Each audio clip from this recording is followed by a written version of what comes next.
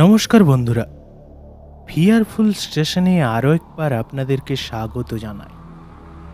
তো আমাদের আজকের গল্পটি শুরু করার আগে যদি আপনি আমাদের চ্যানেলে প্রথমবার এসে থাকেন, যদি আপনি এখনও আমাদের চ্যানেলটিকে সাবস্ক্রাইব করেননি, তাহলে অবশ্যই চ্যানেলটিকে সাবস্ক্রাইব করে পাশে থাকা নোটিফিকেশন বেল আইকনটি অল করতে ভুলবেন না।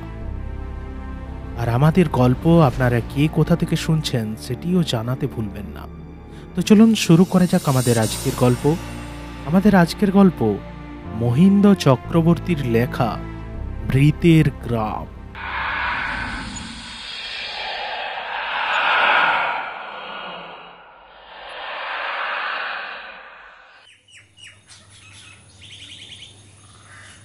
অবশেষে ফরেস্ট অফিসারের চাকরিটা পেয়েই গেলাম। তবে একদিকে যেমন আনন্দ হচ্ছে, আবার মন খারাপও লাগছে, কারণ পোস্টিং এসেছে একেবারে পশ্চিমবঙ্গ আর ঝাড়খণ্ডের সীমান্তবর্তী এক ডিভিশনাল ফরেস্টে। আমি এতদিন যাবৎ বাড়ি ছেড়ে কোনোদিনও বাইরে যাইনি। মানে মাস্টার ডিগ্রি পর্যন্ত আমি বাড়ি থেকে যাতায়াত করেই করেছিলাম। এখানে আসার পর প্রথমটাই খুবই মন খারাপ করত, তবে তারপর থেকে খুব ভালো লেগে গেছে জায়গাটা। আজ মাস তিনেক হয়ে গেছে আর বাড়ির জন্য সেরকমভাবে মন খারাপ করে না। এখানকার প্রাকৃতিক সৌন্দর্যতায় অতীব বড় মন কষ্টও ভালো হয়ে যায়। অবসর সময়ে রামলাল আমাকে চারিদিকে ঘুরিয়ে দেখায়। কোনোদিন জঙ্গলের ভিতর বিভিন্ন ধরনের বনফুল, বিচিত্র ধরনের সব পাখি, পাহাড়ি ঝর্ণা। বর্ষা আসতে আর বেশি দেরি নেই। রামলাল বলেছে বর্ষার মাঝামাঝি সময়ে আমাকে সঙ্গে নিয়ে জঙ্গলের এমন একটা জায়গাতে যাবে যেখানে নাকি ময়ূরদের অবাধ বিচরণ ঘটে বর্ষার সময়ে। দিনের বেলাতে হই হুল্লোড়ের মধ্যে কেটে গেলেও সূর্য অস্ত যাওয়ার পরেই সমস্ত জায়গাটা একেবারে নিস্তব্ধতার চাদর মুড়ি দিয়ে যেন শুয়ে পড়ে। অত বড় ফরেস্ট বাংলোতে আমি একেবারে একা। রামলাল অফিস থেকে আমাকে এখানে অফিসের জিপ গাড়িতে করে নামিয়ে দিয়ে গাড়ি নিয়ে চলে যায় ওদের কোয়ার্টারের দিকে। ওদের কোয়ার্টারগুলো আমার এই ফরেস্ট বাংলো থেকে প্রায় 1/2 কিলোমিটার দূরে। মালতীদি, মানে আমার কাজের মেয়েও বিকেল বিকেল রান্নাবান্না করে দিয়ে বাড়ি চলে যায়। শুনশান রাত্রিবেলা এই জঙ্গল বাংলোতে একটা বেশ ভালো রকমের গা ছমছমে অনুভূতি আছে বটে। তবে আমার ভয় করে না। অফুরন্ত আমি বেশ ভালোভাবে উপভোগ করি। কখনো কানে হেডফোন লাগিয়ে অডিও স্টোরি শুনি, আবার কখনো উপন্যাসের পাতা উল্টে ডুবে যাই তার মধ্যে। তবে সত্যি কথা বলতে কি, এখানের এই পরিবেশের মধ্যে কানে হেডফোন লাগিয়ে ভূতের গল্প শোনার মজাটাই আলাদা। সেদিন অফিসের কাজ সেরে জিপে করে রাউন্ডে বেরিয়েছিলাম বিকেল দিকে। রামলাল আমাকে যখন বাংলোতে এসে নামিয়ে দিয়ে গেল তখন রাত্রি 8টা। শহরের দিকে এই 8টা, সন্ধে 8টা হলেও এই জঙ্গল এলাকাতে এটা প্রায় অনেকটাই রাত্রি। আমি ফ্রেশ হয়ে খাবার খেয়ে কানে হেডফোন লাগিয়ে একখানা বেশ জমজমাট ভূতের গল্প শুনতে লাগলাম। কিছুক্ষণের মধ্যেই ইলেকট্রিক কাট হয়ে গেল।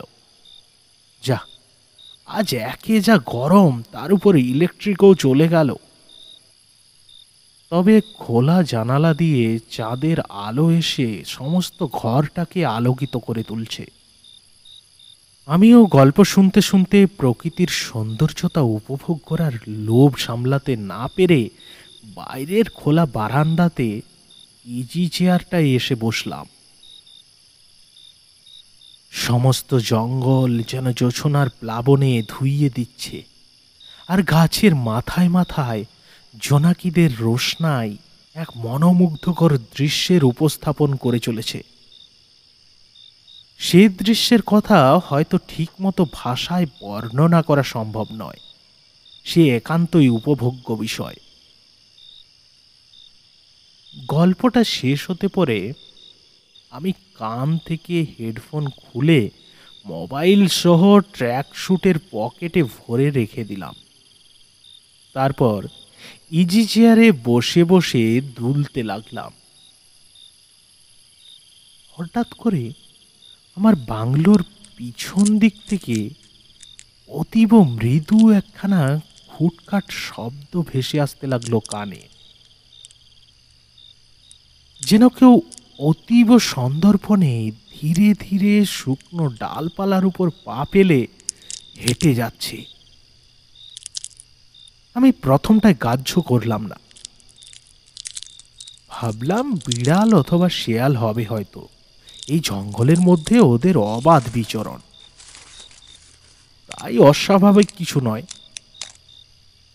আমি সেভাবেই বসে রইলাম। ঠিক কিছুক্ষণ পরে আবার বাংলোর দক্ষিণ দিক থেকে শব্দটা আসতে লাগলো। আমি আর দেরি না করে সঙ্গে সঙ্গে পাশে নামিয়ে রাখা সার্চ লাইটটা জ্বালিয়ে শব্দটা অনুসরণ করে সেখানে আলো ফেললাম। কিন্তু আশ্চর্যের বিষয়, সেখানে কিছুই নেই, অথচ কয়েক সেকেন্ড আগে ওখান থেকেই শব্দটা আসছিল। আর যদি সেখানে কোনো বন্য জন্তু জানোয়ার থেকে থাকে, তাহলে এই কয়েক সেকেন্ডের মধ্যে তার সেখান থেকে সরে পড়া একেবারে অসম্ভব। না, ভয় নয়, তবে মনের মধ্যে কৌতূহল দেখা দিল। আমি লাইটটাকে বন্ধ করে চেয়ারটাকে সেই মুখে ঘুরিয়ে সেদিকে তাকিয়ে নিশ্চুপে বসে রইলাম। মনে মনে ভাবলাম, শব্দটা নিশ্চয়ই আরো কিছুক্ষণ পর আবার হবে। তখন আর আলো না জেলে আমি চুপিসারে সেখানে গিয়ে দেখব জিনিসটা আসলে কি। কিন্তু প্রায় 1 ঘন্টা পার হয়ে গেলেও সেই শব্দটা আর এলো না। আমি উঠে রুমের ভিতরে গেলাম না। জিনিসটা কি বা শব্দটা কিসের দেখব বলে আরো কিছুক্ষণ অপেক্ষা করার সিদ্ধান্ত নিয়ে সেখানেই বসে রইলাম।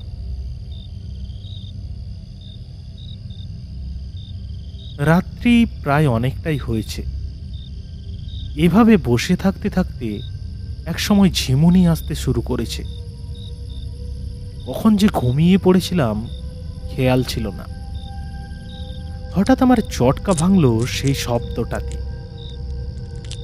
আমি ধর্মড়িয়ে উঠে বসলাম। কোনো শব্দ না করে, কোনো আলো না জ্বালিয়ে সেই শব্দটাকে লক্ষ্য করে এগোতে লাগলাম।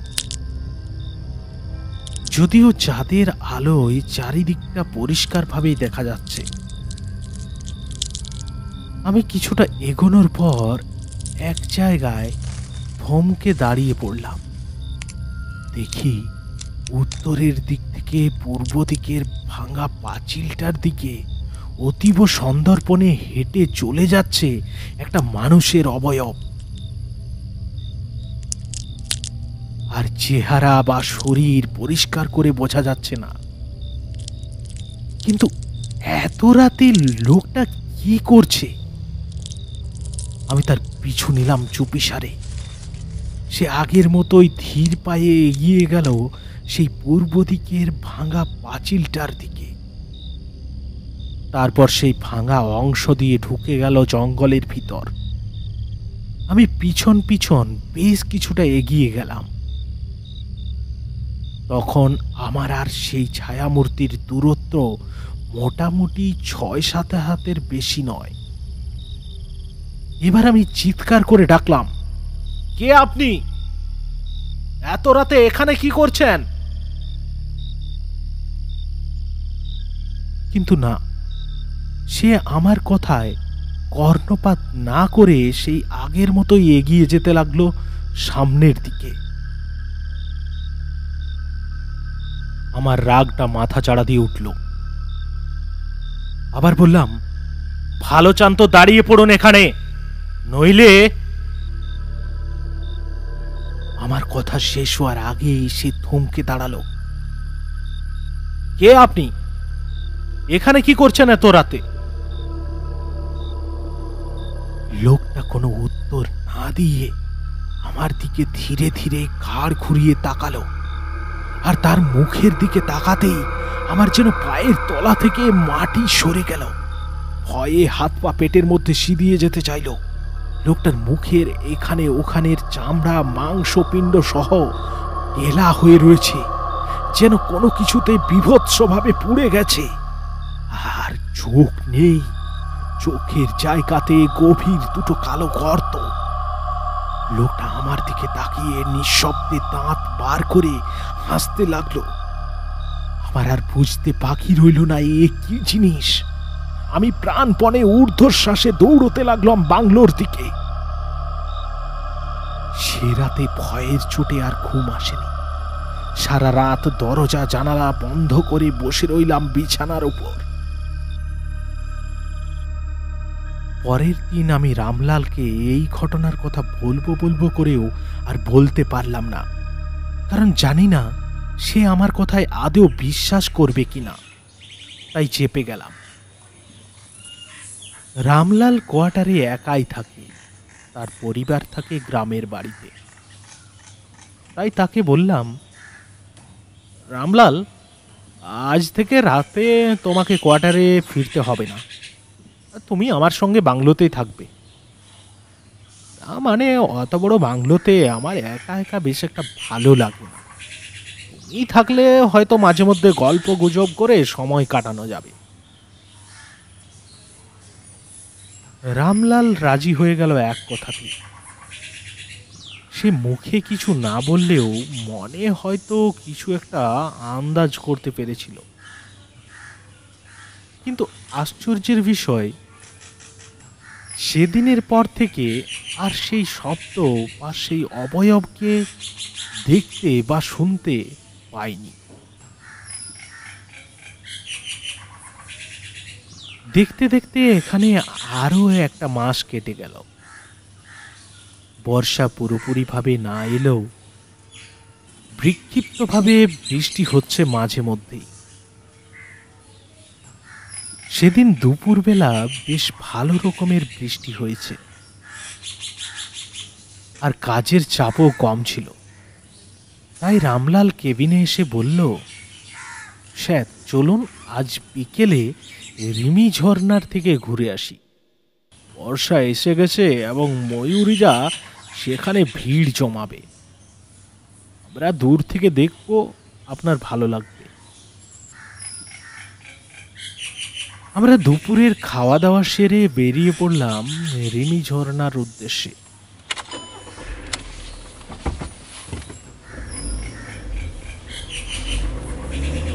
ঝর্ণাটা জঙ্গলের বেশ অনেকটাই ভেতরে। পুরানো আমলের আমাদের অফিসের জিপ গাড়ি আর শব্দে ময়ূর তো দূরের কথা, হয়তো হাতিও পালিয়ে যাবে। তাই সেটাকে জঙ্গলের এক জায়গায় দাঁড় করিয়ে রেখে আমরা পায়ে হেঁটেই গেলাম ঝর্ণার উপরের দিকটা। সেখানে দুটো বিশাল গাছের গুড়ির আড়ালে লুকিয়ে দেখতে লাগলাম ময়ূরীদের নাচ। অসাধারণ দৃশ্য। বেলা প্রায় পড়ে আসছে। রামলাল বলল, স্যার এবার চলুন ফেরা যাক, তাহলে রাত হয়ে যাবে। একটাই রাস্তা যেতে হবে, তার উপর পুরোটাই জঙ্গলের ভিতর দিয়ে, বুঝতেই তো পারছেন। আজকে চলুন ফিরে যাওয়া যাক।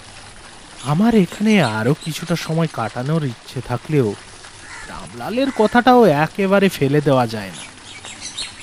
তাই ফিরে এলাম জিপের কাছে।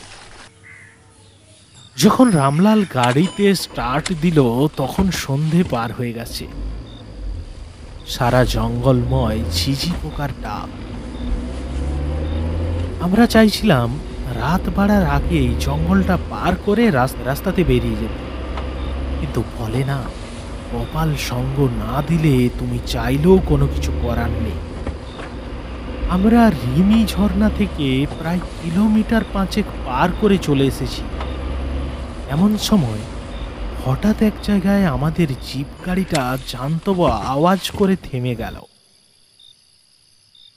আমি রামলালকে জিজ্ঞাসা করলাম, কি হলো রামলাল? সে কাচুমাচু মুখে উত্তর দিল, কিছু বুঝতে পারছি না স্যার। ওর মান্দা তামনের গাড়ি, বুঝতেই তো পারছেন। নেমে দেখছি বোনেট খুলে। রামলাল গাড়ি থেকে নেমে বোনেট খুলে দেখতে লাগলো। আমিও গাড়িতে বসে না থেকে নেমে এসে দাঁড়ালাম রামলালের পাশে। তাকে আবারও জিজ্ঞাসা করলাম, কি হয়েছে কিছু বুঝতে পারছো রামলাল? কি হয়েছে কিছু বুঝতে পারছো রামলাল? রামলাল একটু মুখ তুলে মুচকি হেসে বলল, না স্যার, তবে একটু টাইম লাগবে, খুঁজে আমি ঠিক করবই। আপনি চিন্তা করবেন না, আমি আসি মানে আপনার কোনো চিন্তা নেই স্যার। তারপর আবার আগের মতোই মুখ নামিয়ে খুঁজতে লাগলো সমস্যাটা ঠিক কি হয়েছে। আমি এমার্জেন্সি লাইটটা জেলে বোনেটের উপর ঝুলিয়ে দিয়ে পকেট থেকে ফোন বার করে দেখি রাত্রি 9টা বাজে। আর বাবার পরপর 4খানা মিসড কল রয়েছে। আমরা ময়ূর দেখতে গিয়ে ফোন সাইলেন্ট মোডে রেখে পকেটে ভরে নিয়েছিলাম, তাই আসার পথে ফোন করাতে বুঝতে পারেনি হয়তো। কিন্তু এ কি, এখানে কোনো নেটওয়ার্কই নেই তো। আমি রামলালকে বললাম, রামলাল তুমি দেখো এখানে কোনো নেটওয়ার্ক নেই বুঝলে, আমি ওদিকটাতে একটু গিয়ে দেখি যদি পাই তো। আসলে বাড়ি থেকে বারবার ফোন করছিল, একবার ফোন করতে হবে। রামলাল সে অবস্থাতেই মুখ নামিয়ে রেখেই বলল, আচ্ছা ঠিক আছে, কিন্তু বেশি এদিক ওদিক বা দূরে কোথাও যাবেন না। রাত্রিবেলায় এ জঙ্গল আপনার অজানা, রাস্তা ঠিক করে ফিরে আসতে পারবেন না। আমি একটু হেসে বললাম, কোনো চিন্তা নেই রামলাল, তুমি কাজ সারো, আমি সামনাসামনি আছি। আমি একবার করে ফোনের স্ক্রিনের দিকে আরেকবার করে সামনের দিকে তাকিয়ে এগিয়ে যাচ্ছি, কিন্তু নেটওয়ার্কের বিন্দুমাত্র দেখা যাচ্ছে না।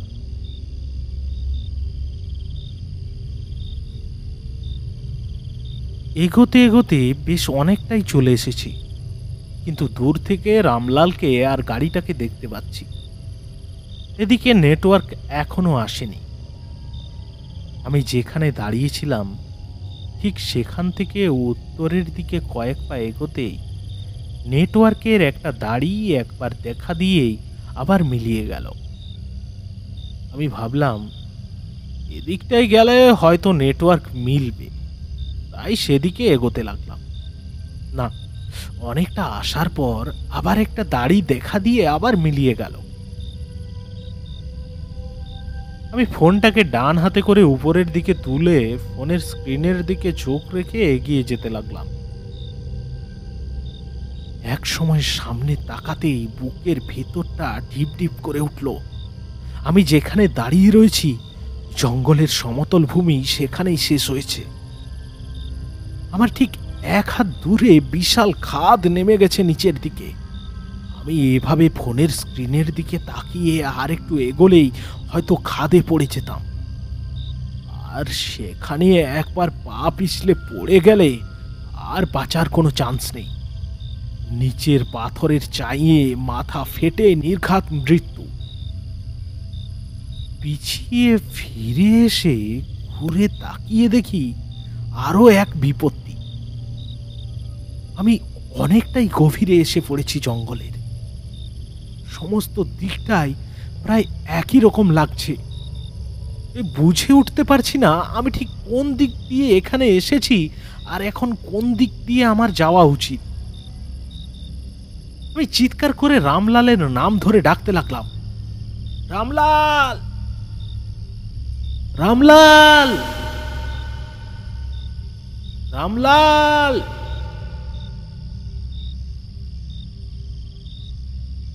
না, প্রত্যুত্তরে রামলালের গলা শোনা গেল না। আমার কথাই খাইয়ের পাথর আর জঙ্গলের বিশাল বিশাল গাছের গুড়িতে যেন ধাক্কা খেয়ে প্রতিধ্বনিত হয়ে ফিরে আসতে লাগলো। আমি ভয়ে আঁতকে উঠলাম। এই জঙ্গল সম্পূর্ণরূপে আমার অজানা, আর আমি এই প্রথমবার এসেছিলাম এখানে।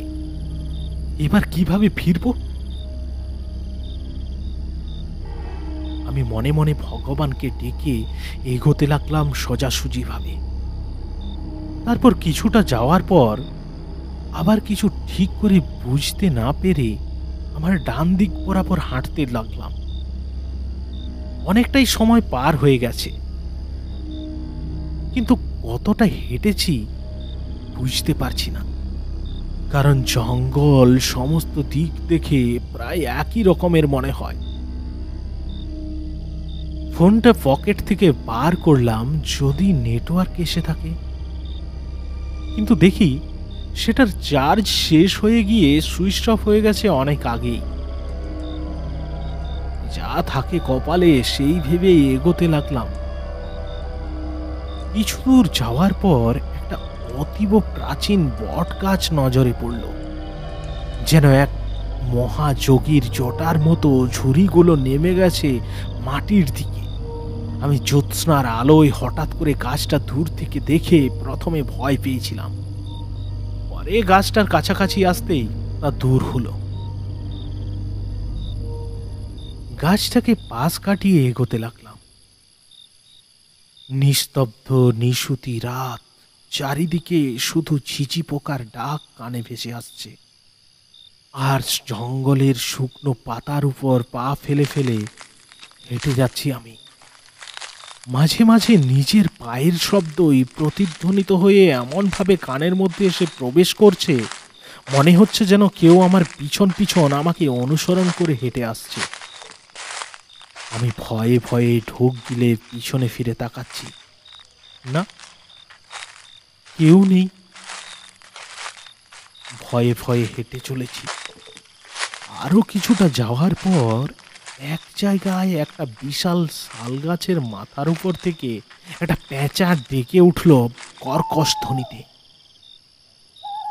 তবে তার স্বর শুনে স্বাভাবিক বলে মনে হলো না। মনে হলো সে যেন ডাক ছেড়ে কাউকে কিছুর ইঙ্গিত দিতে চাইছে। আমি আরো দ্রুত পায়ে এগোতে লাগলাম। এমন সময় জঙ্গলের ভেতর থেকে শেয়ালের ভয়ার্ত ডাক কানে ভেসে আসতে লাগলো। মাত্র কয়েক পায়ে এগিয়েছি, সামনে তাকিয়ে দেখি আমার থেকে কয়েক হাত দূরে একটা বিশাল মহুল গাছের পিছন থেকে একটা বিশাল আকারের ধূসর রঙের শেয়াল বেরিয়ে এসে আমার দিকে লোলুপ দৃষ্টি নিক্ষেপ করে দাঁড়িয়ে রয়েছে। তার চোখগুলো জল জল করছে, জিভ থেকে অবিরত লালা ঝরে পড়ছে মাটিতে। এদিকে আমি নিরস্ত। এখন যদি শেয়ালটা আমাকে আক্রমণ করে তাহলে আমাকে ছিঁড়ে টুকরো টুকরো করে ফেলবে। কিন্তু শেয়ালটা দেখি হঠাৎ করে আমার পিছনের দিকে তাকিয়ে কি একটা দেখে অতীব ভয় পেয়ে তৎক্ষণাৎ দৌড়ে পালিয়ে গেল জঙ্গলের ভেতর। আমি বুঝে উঠতে পারলাম না হঠাৎ করে কি হয়ে গেল। আমার পিছনে কি দেখে শেয়ালটা ওভাবে ভয় পেয়ে পালিয়ে গেল। আমি কাল বিলম্ব না করে পিছনে ফিরে তাকালাম। না, সেখানে কেউ নেই। শুধু এক ঝাপটা ঠান্ডা বাতাস এসে লাগলো মুখে চোখে। এ আমার সঙ্গে প্রতিনিয়ত কি ঘটে চলেছে আমি কিছুই বুঝতে পারছি না। আরো কিছুটা এগোনোর পর সেই আগের মতোই একখানা বট গাছ দেখতে পেলাম। তার কয়েকটি ঝুড়িমূল দেখলাম অনেক পুরাতন ইটকে পেঁচিয়ে রেখেছে। মনে মনে একটু আশ্বস্ত হলাম। যাক, এখানে ইটের দেখা মিলেছে মানে আমি সঠিক রাস্তাতেই চলেছি। নিশ্চয়ই কাছে পাশে কোথাও জনবসতি থাকবে। আরও কিছুটা এগোনোর পর জঙ্গলের ঘনত্বটা একটু কমে আসতে লাগলো। এগিয়ে যেতে লাগলাম। কিছুটা এগোনোর পরেই পূর্বেকার মতো মাথার উপর একটা পেঁচা কর্কশ স্বরে ডেকে উঠল, আর সাথে সাথে ভেসে আসতে লাগলো শিয়ালের রক্ত জল করা ডাক। আমি ভয়ে ভয়ে প্রায় দৌড়নোর ভঙ্গিতে হাঁটতে লাগলাম। এমন সময় দূর থেকে আমার ডান দিকে কয়েকটা আলোর বিন্দু চোখে পড়ল। আমি সেই আলোগুলোকে লক্ষ্য করে এগোতে লাগলাম। আমি যত সেদিকে এগোতে থাকি, আলোর বিন্দুগুলো ক্রমে ততই স্পষ্ট হতে থাকে। এক সময় পরিষ্কার হয়ে ওঠে কয়েকটা কালো মিশমিশে ক্যাঁদ গাছের গায়ে বাঁধা রয়েছে মশাল। সেগুলোর আলো দেখেই আমার এখানে আসা। আর ঠিক গাছগুলোর নিচ দিয়ে একটা সুড়ি পথ ঢুকে গেছে ভেতরের দিকে। যাক, এখানে মশালের আলো জ্বলছে মানে এই রাস্তা ধরে এগোনো যাক। এখানে নিশ্চয়ই কোনো জনবসতি রয়েছে, তাহলে মশালের আলো কে জেলে রেখে যাবে এই জঙ্গলের ভিতর? আমি সেই সুড়ি পথ ধরে এগোনোর পর দেখলাম এক জায়গায় জঙ্গলটা অনেকটাই ফাঁকা, আর সেখানে আস্ত একখানা গ্রাম। মাঝখান দিয়ে চলে গেছে রাস্তা, আর তার দুই পাশে মাটির দেওয়াল দেওয়া খড়ের চালার ছোট ছোট ঘর। ইতিউতি জ্বলছে মশালের আলো, কিন্তু অদ্ভুতভাবে সমস্ত ঘরের দরজা বন্ধ, আর বাইরেও কোনো মানুষজনকে দেখতে পাচ্ছি না। তারপরেই ভাবলাম, এটাই তো স্বাভাবিক। এত রাতে ঘরের দরজা বন্ধ করে ঘুমিয়ে পড়েছে হয়তো সকলে। ভাবছি কি করব, যে কোনো একটা ঘরের দরজায় কড়া নাড়ব। এমন সময় ঠিক আমার পিছন থেকে একটা পুরুষালী কণ্ঠস্বর ভেসে এলো। কি দেখছো বাবু? আর কে তুমি? এখানে আইলেই বা কেমন করে? আমি পিছনে ফিরে দেখি একজন মধ্যবয়স্ক লোক দাঁড়িয়ে আছে আমার পিছনে। পরনে একখানা খাটো করে পরা ময়লা ধুতি, শরীরের রং কুচকুচে কালো, মশালের আলো পড়ে চকচক করছে। মনে হচ্ছে যেন সদ্য সে তেল মেখেছে সারা শরীরে। আমি তাকে বললাম যে আমি পথ ভুল করে ফেলেছি জঙ্গলের ভিতর, তারপর এখানে এসে পড়েছি।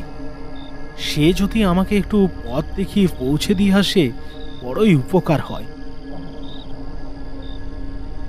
লোকটা ফিক করে হেসে বলল, আরে বাবু, এত রাতে এতটা রাস্তা জঙ্গলের ভেতর দিয়ে যাওয়া ঠিক হবে না। আপনি বরং আজকের রাতটা এই গরিবের কুটিরে কাটিয়ে দিন। কাল সকাল সকাল আপনাকে আমি পৌঁছে দিয়ে আসব। ইতিমধ্যে আমাদের দুজনের কথাবার্তা চলতে চলতে দেখি সামনের দুই একটা ঘর থেকে দুই একজন লোক বেরিয়ে এসেছে। সকলের চেহারা প্রায় একই রকম। তারাও মুচকি হেসে বলল, এই কালু ঠিক কথাই বলেছে বাবু। আজ এত রাতে যেতে পারবেন না, বুঝতেই পারছেন জঙ্গলের রাস্তা। তার থেকে বরং আসুন আমার বাড়িতে আজকের রাতটা কাটিয়ে দিন, তারপর না হয় কাল সকালে আপনাকে পৌঁছে দিয়ে আসবো। আমি একটা অদ্ভুত জিনিস লক্ষ্য করলাম। লোকগুলো যেমন হুবহু একই রকমের দেখতে, তেমনি মনে হলো তাদের গলার স্বরখানাও যেন এক রকমের। কালু নামের লোকটা এবার সামনে এসে বলল, না বিনে, বাবুকে আমি প্রথম দেখেছি, মানে বাবুর সঙ্গে আমার প্রথম দেখা হয়েছে। অতএব বাবু আমার অতিথি, বাবু আজ রাতে আমার ঘরেই থাকবে। বিনে নামের লোকটা বলল, না কালো, এটা ঠিক নয়। বাবু আমাদের অতিথি, বাবু আমার ঘরেই যাবে। কালু বলল, বাবুর সঙ্গে আমার প্রথম দেখা হয়েছে, মানে বাবু আমার ঘরেই থাকবে। আর এ বিষয়ে আর কোনো কথা আমি শুনতে চাই না, ব্যাস। বাকি লোকগুলো যেন কালুর কথায় মুষড়ে পড়ল, কিন্তু মুখে আর একটিও কথা বলল না। আমি কালুর পিছন পিছন তার ঘরের সামনে গিয়ে দাঁড়াতেই দেখি বাকি লোকগুলো যে যার ঘরে ঢুকে গেল। আমিও কালুর পিছন পিছন চৌকাঠ পেরিয়ে ভেতরে ঢুকে দেখি একখানা প্রশস্ত বারান্দা, আর তার দক্ষিণ দিকের মাথায় একখানা ঘর। কালু বারান্দাতে একখানা খেজুর পাতার চাটাই পেতে দিয়ে আমাকে বসতে বলল। তারপর মাটির গ্লাসে করে জল আর পলাশ পাতাতে করে কিছু পোড়া রাঙা আলু এনে আমাকে দিয়ে বলল, বাবু আজ রাত এই কটাই খেয়ে জল খাও। আমি বললাম, এই যথেষ্ট কালু, আর কিছুই লাগবে না। তুমি যে আজ রাতে আমাকে তোমার ঘরে আশ্রয় দিয়েছ, এই অনেক। কালু মুচকি হাসল। আমি কালুকে জিজ্ঞাসা করলাম, তুমি কি এখানে একাই থাকো? সে মাথা নেড়ে উত্তর দিল, না বাবু, আমি আর আমার বাপটা ওই ঘরটাতে ঘুমাই রয়েছে। ওর বড় অসুখ কি না, পেটে ব্যথা। আমাদের কবিরেজ মশাই বলেছে ওর নাকি পেটসুল হয়েছে। আমি রাতে ওখানেই শুব, আপনি এখানে শুয়ে পড়েন। আমি খাওয়া সেরে শরীরটাকে এলিয়ে দিলাম চাটাইয়ের উপর। কালু ঘরের ভেতরে চলে গেল। পথের ধকলে শরীর ক্লান্ত হয়ে পড়েছিল, তাই কখন ঘুমিয়ে পড়েছিলাম বুঝতেই পারিনি। হঠাৎ ওই ঘরের ভেতর থেকে কালুর বাবার চিৎকার শুনতে পেয়ে উঠে বসলাম। বড় পেটে ব্যথা, আর বাড়ি নিয়ে বাপ কালু, বড়ই ব্যথাটা বেড়েছে রে। আমি ভাবলাম গিয়ে দেখি কি হয়েছে, কিন্তু বন্ধ দরজাটার কাছে গিয়ে থমকে দাঁড়িয়ে পড়লাম এবং তৎক্ষণাৎ দরজার পাশে দাঁড়িয়ে তাদের কথোপকথন শুনতে লাগলাম। আর ভয়ে আমার সারা শরীরময় একটা ঠান্ডা শিহরণ খেলে যেতে লাগলো। কালুর বাবা তাকে কোকাতে কোকাতে বলছে, আর আর আর আর বাড়ি নিয়ে কালু, পেটে বড় ব্যথা রে বাপ, আমাকে খেতে দে। শরীর বড় দুর্বল হয়ে গেছে। এই বনের মুরগি আর খরগোশের মাংস খেয়ে কি শরীরে জ্বর থাকে রে? কতদিন মানুষের মাংস খাইনি বলতো। আজকে তো বাবুটাকে লাইছু, তো আমাকে খেতে দেখে না। বড় ব্যথা রে কালু, আর পাচ্ছি না বাপ, দেন খেতে দে।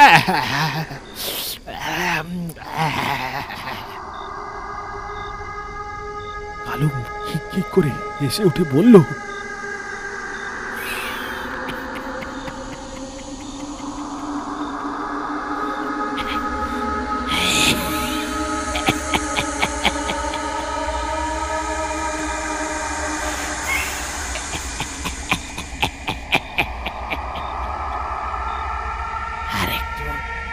আরেকটু সবুর করো বাপ, আজই তোমার আনিসের মাংস খাওয়াবো। বাবুটা এখন নিশ্চিন্ত মনে ঘুমাচ্ছে। তবে আমাকে যেতে দে, আমি আর মাংস খাবো।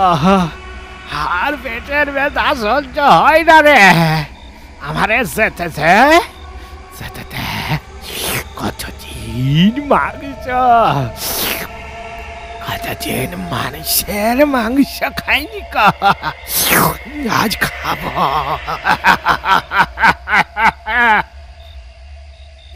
এবার কালু যেন ধমক দিয়ে উঠল, বাবা তুমি কি আমাদের নিয়ম কালন সব ভুলে গেছ? আগে মরল এসিয়ে ওর রক্ত খাবে, পরে আমরা মাংস খাবো। আর তুমি ধীরে কথা কও, বহুদিন পরে বহু কষ্টে একটা মানুষ জুটাইয়া লিয়ে আইছি, ও জাগে গেলে পালাই যাবে।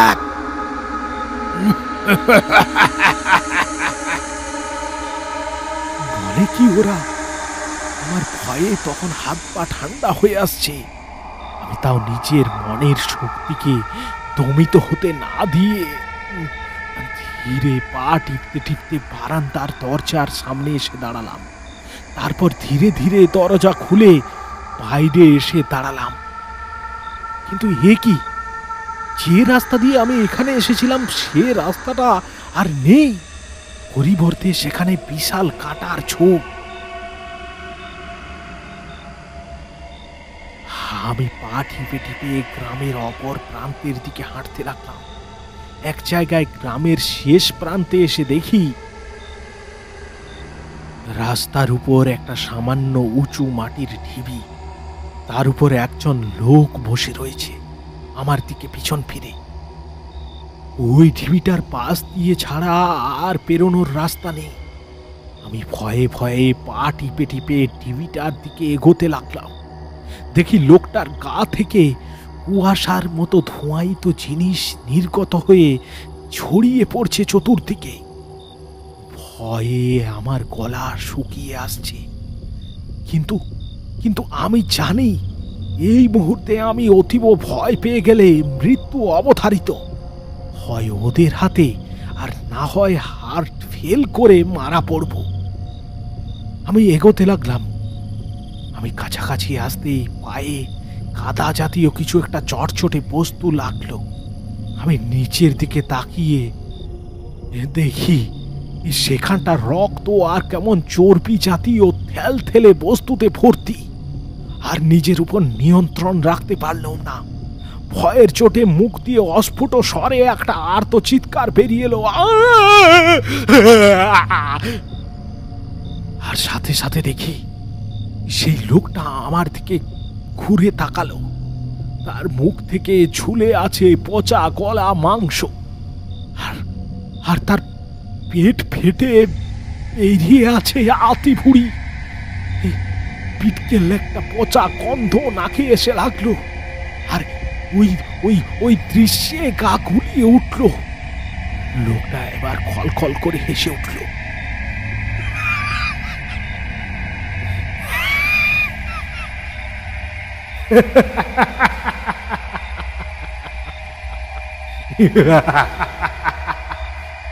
তাই পালাবি, আজ তোর নিস্তার নেই, আজ তোকে খাবো।